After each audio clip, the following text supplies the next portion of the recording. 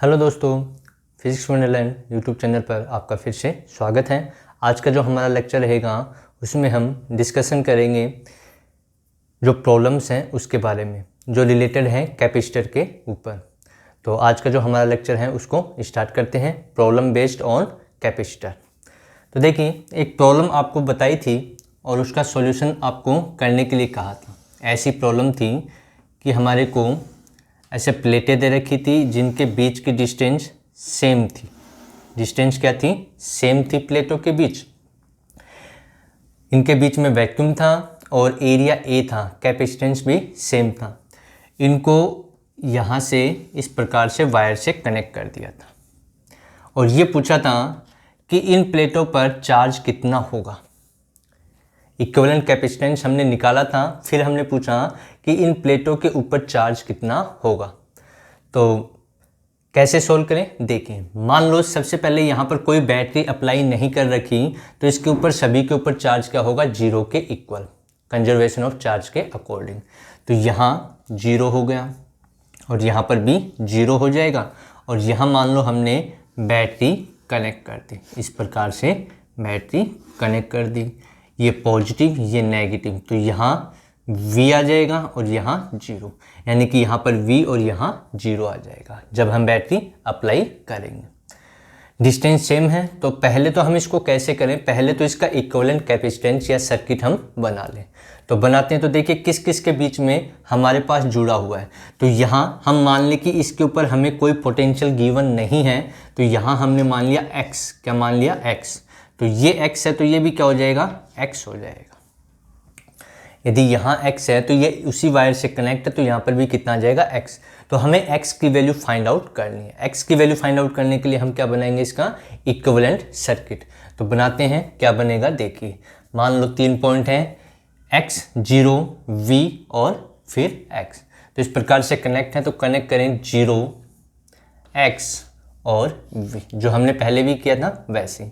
तो पहला देखिए किस किस के बीच में? 0 और X के बीच में। किसके बीच में? 0 और X के बीच में।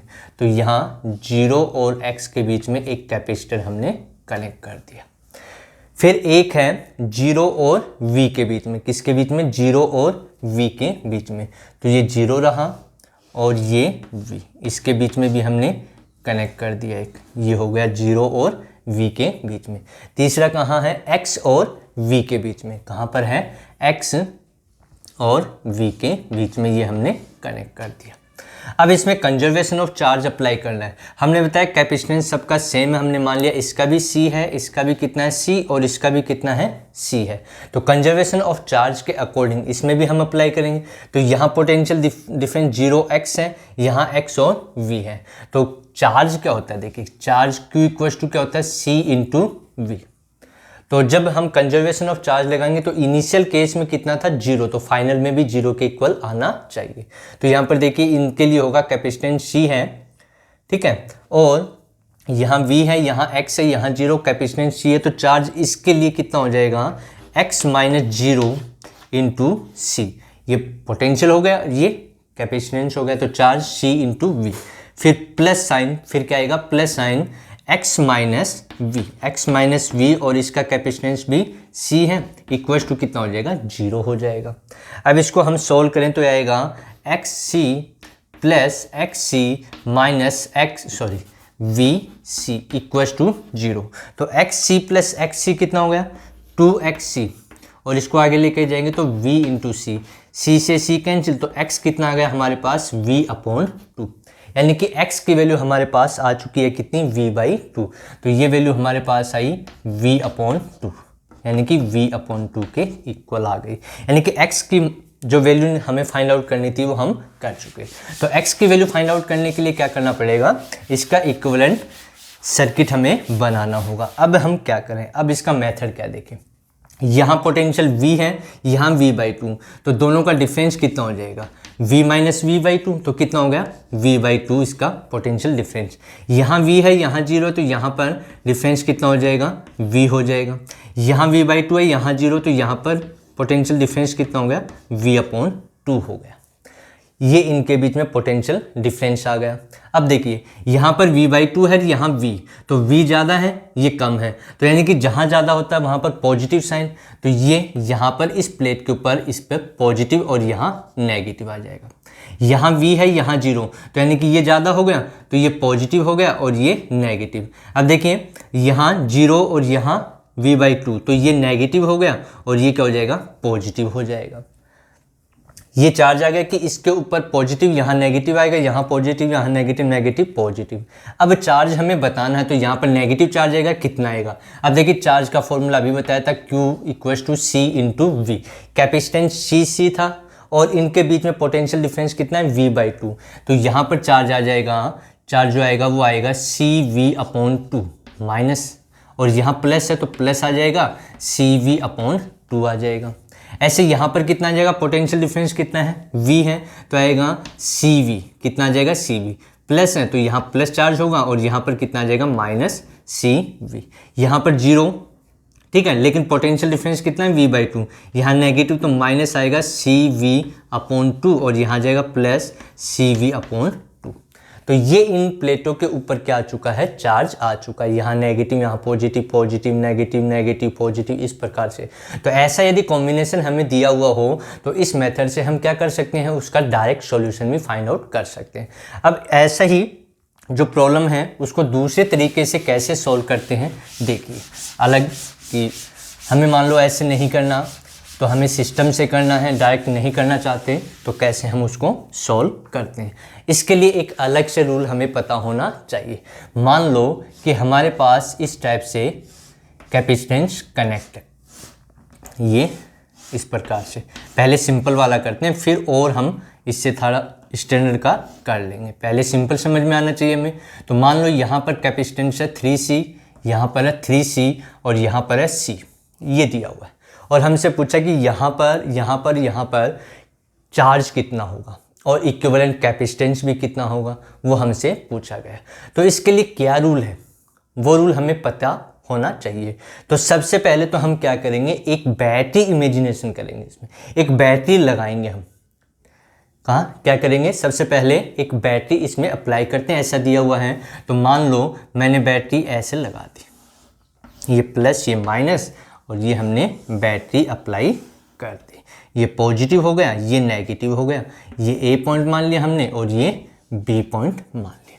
इस प्रकार से हमने क्या कर दिया, एक बैटरी इमेजिनेशन कर दी, जिसका पॉजिटिव इधर है और नेगेटिव इधर है। ठीक है, इसका पोटेंशियल मान लो बैटरी का कितना है, V के इक्वल है। किसके इक्वल है, V के इक्वल। पहली कंडीशन तो क्या हो गई कि एक बैटरी हम इमेजिनेशन करेंगे, जो हमने कर दी। अच्छा, दूसरा इसमें क्या करना है, दूसरा इसमें ये करना है, दूसरा जो पॉइंट है कि बैटरी के पॉजिटिव से, किससे, बैटरी के पॉजिटिव से +Q चार्ज निकाल दो। तो यहाँ से +Q चार्ज निकाल दिया हमने बैटरी के पॉजिटिव से, और नेगेटिव से निकाल दो -Q चार्ज। कितना निकाल दें, बैटरी के पॉजिटिव से प्लस और बैटरी के नेगेटिव से माइनस चार्ज निकाल दो। ये दो कंडीशन हो गई। फिर देखिए ये जो चार्ज है वो यहाँ पहुँचेगा, ये जो चार्ज है वो यहाँ पहुँचेगा। ठीक है, कितना पहुँच गया, +Q पहुँच गया। यहाँ पर कितना चार्ज पहुँच गया, +Q पहुँच गया। तो ये चार्ज इधर भी जाएगा और इधर भी जाएगा। तो मान लिया इधर गया +Q1, तो इधर आ गया +Q2। तो यहाँ से टोटल जो चार्ज है Q, जो Q है वो किसके इक्वल है, Q है Q = Q1 + Q2 के इक्वल है। तो यहाँ से ऐसे इधर से भी ले जा सकते हैं कि इधर यहाँ पर आ जाएगा -Q चार्ज। क्या जाएगा, -Q चार्ज। उसको भी दो पार्ट में हम डिवाइड कर सकते हैं। तो हम इधर से इसको सॉल्व कर लेते हैं एक मेथड से। तो यहाँ पर सबसे पहले क्या करना है, एक बैटरी इमेजिनेशन करनी है। बैटरी के पॉजिटिव से +Q चार्ज और नेगेटिव से -Q चार्ज हम ले लेंगे, बाहर निकाल देंगे। अब देखिए ये पॉजिटिव है तो यहाँ पॉजिटिव +Q1 आ जाएगा, तो ये -Q1 आ जाएगा फिर।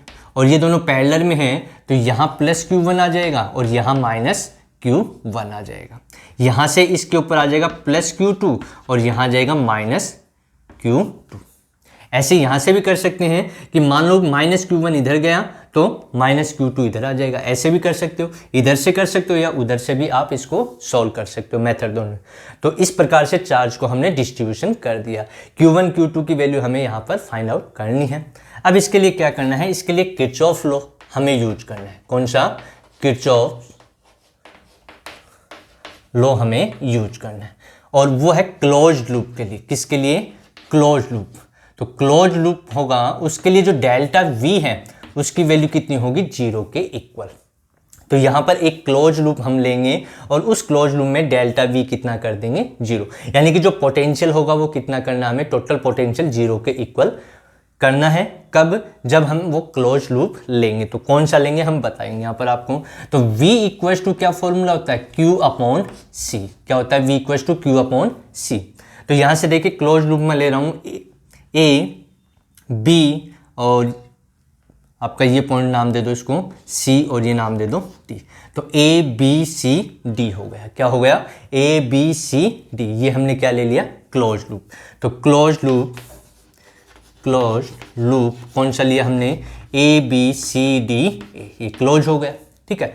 अब इसमें क्या ध्यान रखना है? इसमें ये ध्यान रखना है कि यदि हम पॉजिटिव से नेगेटिव जाएंगे, क्या जाएंगे? जैसे मान लो प्लेट है, यहाँ पर प्लस Q और यहाँ माइनस है, हम यहाँ से इधर जा रहे हैं तो पोटेंशियल डिक्रीज होगा, प्लस से माइनस जा रहे हैं तो डिक्रीज होना। तो उस केस में लिखा जाएगा माइनस क्यू अपॉन सी। यदि इसका कैपेसिटेंस C है, चार्ज Q है, तो V कितना आ जाएगा? V आ जाएगा माइनस क्यू बाई C। जब हम कहाँ जाएं? प्लस से माइनस में। और जब माइनस से प्लस जाएंगे, किधर? माइनस से प्लस जाएंगे, तब V क्या लिखा जाएगा? प्लस V लिखा जाएगा प्लस Q अपॉन C के इक्वल। तो ये याद हमें रखना है, ये नोटेशन है कि यदि प्लस से माइनस जाएंगे तब तो क्या यूज करेंगे? Minus Q upon C। और यदि माइनस से प्लस जाएंगे तब क्या यूज करेंगे? Plus Q upon C। वही इसमें हमें यूज करना है। कैसे यूज करें? क्लोज लूप में। कौन से लूप में? क्लोज लूप में। और जो आएगा उसको किसके इक्वल कर देंगे? 0 के इक्वल कर दिया जाएगा। तो देखिए A से B हम जाएं तो यहाँ पर जो कैपेसिटेंस है उसकी वैल्यू है 3C। ठीक है। और चार्ज कितना है? Q1।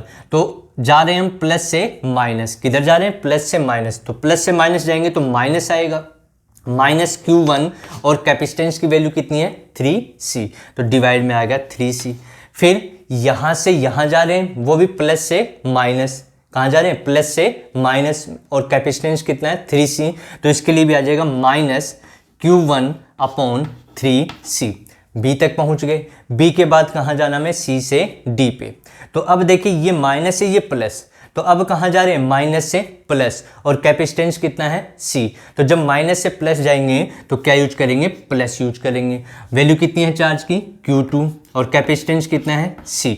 इक्वल्स टू क्या करना हमें? 0। इक्वल्स टू क्या करना है? 0। ये किरचॉफ लॉ है। ये आगे हम पढ़ेंगे, जब रेजिस्टेंस पढ़ेंगे उसमें किरचॉफ लॉ हमारे आएगा। ठीक है। तो ऐसे इसको हमें सोल्व करना है। अब इसको सोल्व करें तो C तो कैंसिल हो गया, या फिर एलसीएम लेकर के सोल्व कर लो। 3C एलसीएम आ गया इसका। कितना आ गया? 3C। तो ये बच जाएगा माइनस Q1 और यहाँ से भी माइनस Q1 और यहाँ जाएगा प्लस 3Q2 इक्वल्स टू 0। ये 3 इधर जा करके मल्टीपल होगा, 0 हो जाएगा। यहाँ माइनस Q1 कितना हो गया? माइनस 2Q1 प्लस कितना आ गया? 3Q2। तो यहाँ से हम Q2 या Q1 की वैल्यू फाइंड आउट कर सकते हैं। कितनी वैल्यू आएगी? देखिए क्या वैल्यू आएगी। करते हैं हम कि यदि मैं Q1 या Q2 किसी एक को निकालना चाहूँ तो क्या रिजल्ट इसमें आएगा। तो रिजल्ट आएगा, मान लो इसको उधर ले जाएं, ये है बराबर इक्वल्स टू 0 के। इसको इधर लेके जाएंगे तो क्या आएगा? 3Q2 इक्वल्स टू आ जाएगा 2Q1। तो Q2 कितना आ गया? Q2 आ गया हमारे 2/3Q1 के इक्वल। तो ये किसकी वैल्यू आ गई? Q2 की। अब हमें चार्ज पूछ रहा था, ये Q1 Q2 Q3 की वैल्यू पूछ रहा था। तो इस फॉर्मूले से Q इक्वल्स टू क्या है? Q equals to Q1 plus Q2। तो इस फॉर्मूले से हम क्या निकाल सकते हैं? चार्ज की वैल्यू निकाल सकते हैं। Q1 और Q2 की वैल्यू निकाल सकते हैं। तो Q2 यहाँ पर रख दूँ मैं 2/3Q1। तो चार्ज कितना आ जाएगा? Q इक्वल्स टू आ जाएगा Q1 प्लस 2/3Q1। तो इसको आगे हम सोल्व करेंगे तो एलसीएम आ गया इसका 3। कितना आ गया? 3। तो Q इक्वल्स टू आएगा एलसीएम 3। तो 3Q1 प्लस 2Q1 ये आ गया। 3 प्लस 2 कितना हो गया? 5। तो Q इक्वल्स टू आ गया 5 Q1/3। तो यहाँ से Q1 निकाला जा सकता है। Q1 कितना आ जाएगा? Q1 आ जाएगा हमारे पास 3/5 Q के इक्वल। कितना आ जाएगा? 3/5 Q के इक्वल। तो ये Q1 आ गया हमारा, यानी कि यहाँ पर जो चार्ज होगा प्लस, वो प्लस Q1 है तो कितना होगा? 3/5 Q। यहाँ -3/5 Q, ऐसे यहाँ पर ये आ जाएगा। अब Q2 कितना आएगा? तो Q2 इक्वल्स टू कितना हमारे पास? 2/3 Q1। कितना है? 2/3 Q1। तो आ जाएगा 2/3 और Q1 की वैल्यू ये है 3/5 Q। तो 3 से 3 कैंसिल, तो Q2 कितना आ गया? 2/5 Q के इक्वल। ये Q1 आ गया और ये क्या आ गया हमारे पास? Q2। तो मैं इधर लिख देता हूँ, Q1 हमारे पास आया है 3/5 Q और Q2 हमारे पास आया है 2/5 Q के इक्वल। तो यहाँ पर अब ये वैल्यू हम बता सकते हैं, ये बता सकते हैं और ये वैल्यू भी हम बता सकते हैं। यहाँ तक ठीक है। अब मान लो हमें इसका इक्विवेलेंट कैपेसिटेंस पूछ लिया। क्या पूछ लिया? इक्विवेलेंट कैपेसिटेंस हमसे पूछ लिया। इसी मेथड से हम सॉल्व करें तो क्या हमारे पास आएगा? देखिए प्रॉब्लम थोड़ी लंबी है, लेकिन एक बार समझ में आ जाएगी तो काफ़ी ईजी हो जाएगी। अब हमें इक्विवेलेंट कैपेसिटेंस निकालना है, तो एक ऐसा पाथ लेना है कि बैटरी के पॉजिटिव से या नेगेटिव से कहीं से भी, यदि मैं बैटरी के पॉजिटिव से स्टार्ट हो रहा हूँ तो मेरे को नेगेटिव तक पहुँचना है। कहाँ पहुँचना है? बैटरी के पॉजिटिव से नेगेटिव तक पहुँचना है। और उस केस में हम लिखेंगे delta V equals to +-Q/C equivalent. क्या लिखेंगे?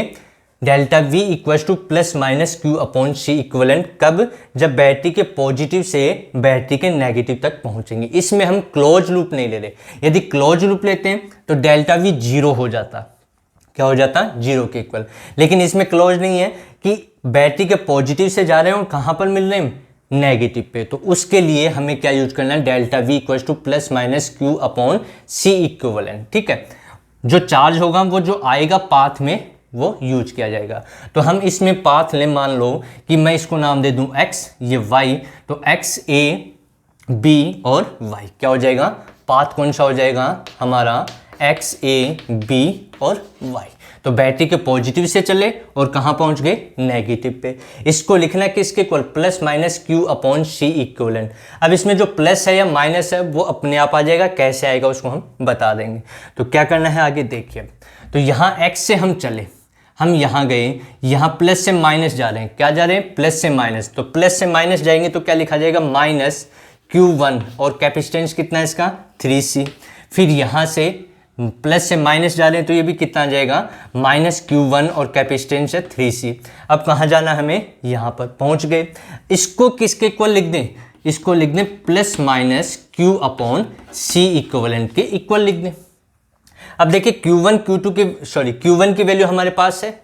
इसको आगे सोल्व करें तो ये आएगा -2Q1/3C equals to +-Q/C equivalent आ गया। अब देखिए Q1 की वैल्यू कितनी है? 3/5 Q के इक्वल। किसके इक्वल है? 3/5 Q के इक्वल। तो वो वैल्यू यहाँ पर पुट करेंगे तो आएगा -2/3C और Q1 कितना है? 3/5 Q के इक्वल। तो 3 से 3 कैंसिल हो गया, इक्वल्स टू आ जाएगा +-Q/C इक्विवेलेंट। तो इसको सॉल्व करेंगे तो कितना आएगा? -2Q/5 equals to +-Q/C equivalent. ये आया। अब हमें ये देखना है प्लस लेना है या माइनस। वो कैसे देखें? तो देखिए यहाँ पर मान लो कि हमने जो पाथ लिया x a b y, वो पाथ हमने लिया। तो इसमें इन दोनों की जगह में एक इक्विवेलेंट कैपेसिटेंस लगा दूं तो ऐसा हमारे को देखने को मिलेगा, जिसका इक्विवेलेंट कैपेसिटेंस कितना है? C equivalent. ये प्लस होगा, ये माइनस, क्योंकि प्लस प्लस और इधर वाला माइनस। तो हम गए इधर से यहाँ, यानी कि यहाँ से यहाँ गए, जिसके ऊपर चार्ज कितना है? ये Q है और ये -Q, यानी कि इन दोनों को इक्विवेलेंट बना दे, जिसका इक्विवेलेंट कैपेसिटेंस C इक्विवेलेंट हो, चार्ज ये हो। तो यहाँ देखिए प्लस से माइनस जा रहे हैं। कहाँ जा रहे हैं? प्लस से माइनस। तो प्लस से माइनस जाएंगे तो क्या लिखते हैं उसको? -Q। अपॉन सी। तो यहाँ पर भी हम प्लस से माइनस जा रहे हैं, तो इसमें कौन सा साइन यूज किया जाएगा, माइनस साइन। कौन सा, माइनस साइन यूज किया जाएगा। और वैसे भी यहाँ जो साइन आएगा वही साइन इधर आ जाएगा, सोल्व करोगे तो वही रिजल्ट देखने को मिलेगा।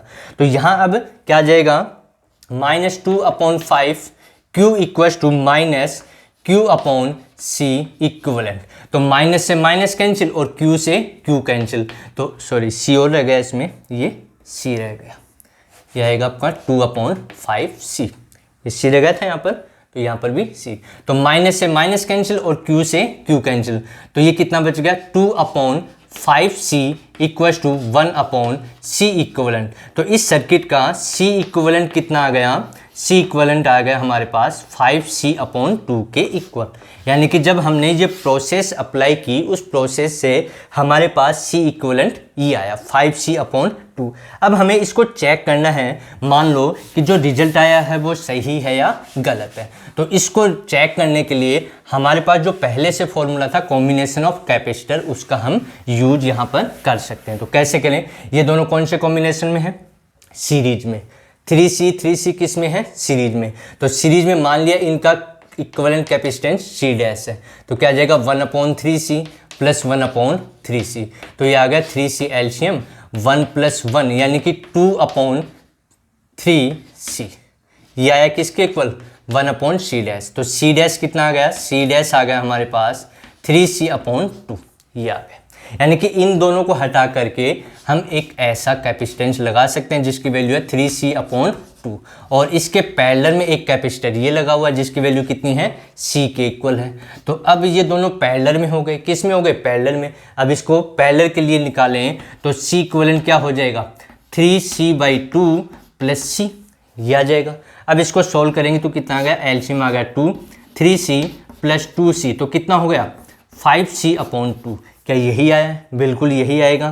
तो हमने जो पहले मेथड किया था उससे भी C इक्वलेंट इतना ही आ रहा है, और इससे भी क्या आ रहा है, C इक्वलेंट उतना ही आ रहा है।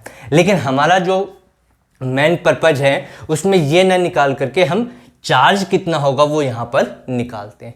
तो इस प्रोसेस से यदि हमें अलग अलग कंडीशन में चार्ज जो प्लेट हैं उसमें चार्ज पूछा गया है प्लेटों के ऊपर, तो दो मेथड है, एक तो इससे पहले वाला था और ये दूसरा मेथड है। अब इससे स्टैंडर्ड और प्रॉब्लम कि जिसमें सिमेट्रिक कंडीशन बने, मीन्स कहने का कि जिसमें व्हीटस्टोन ब्रिज है वो अप्लाई नहीं होता, फिर हमें प्लेटों के ऊपर चार्ज पूछ लिया जाए या इक्विवेलेंट कैपेसिटेंस पूछ लिया जाए, तो उसको कैसे सॉल्व करेंगे उसके लिए हम अगले लेक्चर में स्टडी करेंगे। यानी कि अगला जो लेक्चर होगा उसमें यही हम स्टडी करेंगे। जैसे मान लो कि ऐसा डायग्राम हमें दिया हुआ है कि डायग्राम में ये कुछ कंडीशन ऐसे दे रखी है कि यहाँ C है, यहाँ हमारे पास 2C है, यहाँ पर 2C है और ये C है, और यहाँ पर एक कैपेसिटर कनेक्ट है जिसकी वैल्यू 2C है। तो इसमें हम देखते हैं तो इसमें व्हीटस्टोन ब्रिज अप्लाई नहीं होगा, वो सर्किट नहीं बनेगा क्योंकि इसका रेशियो और इसका रेशियो इक्वल नहीं है। तो इसका इक्विवेलेंट कैपेसिटेंस कैसे निकाला जाए, उसके लिए इस मेथड का हम यहाँ पर यूज करेंगे। इनके ऊपर कितना चार्ज होगा वो भी हम फाइंड आउट करेंगे इसी मेथड का यूज करते हुए। तो ये हमारा आज का लेक्चर था जिसमें हमने प्रॉब्लम बेस्ड ऑन कैपेसिटर पढ़ा। तो यदि वीडियो आपको अच्छा लगे तो लाइक कीजिए और शेयर कीजिए।